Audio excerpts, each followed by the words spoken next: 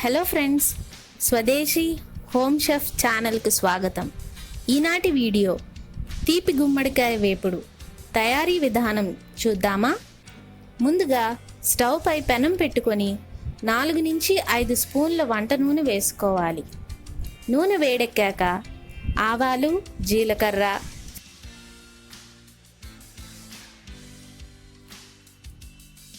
శనగపప్పు, ఎండుమిర్చి వేసుకుని వేపుకోవాలి.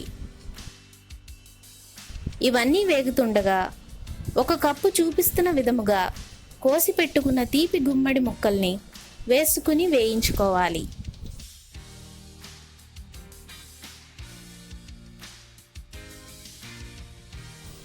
ఇలా ఈ ముక్కలు దోరగా వేగుతుండగా తగినంత కారం, ఉప్పు మరియు చిటికెడు పసుపు వేసి ముక్కలన్నిటికీ పట్టేలా బాగా కలుపుకోవాలి.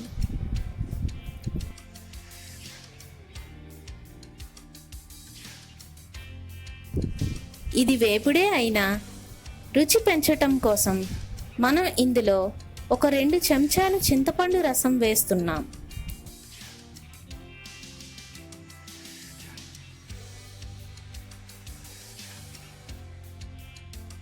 ఒక స్పూన్ బెల్లం వేసి చక్కగా కలుపుకొని మూత పెట్టి చిన్న మంటపై 5 నిమిషాలు మగ్గించుకున్నట్లయితే ఫ్లేవర్స్ అన్నీ ముక్కలకు బాగా పట్టి పుల్ల పుల్లగా తీయ తీయగా తీపి గుమ్మడికాయ వేపుడు తయారవుతుంది.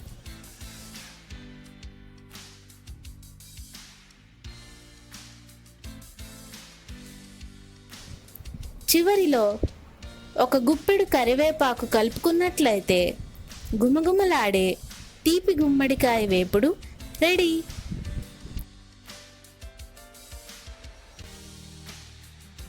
సో ఫ్రెండ్స్, ఈ వీడియో కనుక నచ్చినట్లయితే లైక్ చేసి షేర్ చేయండి.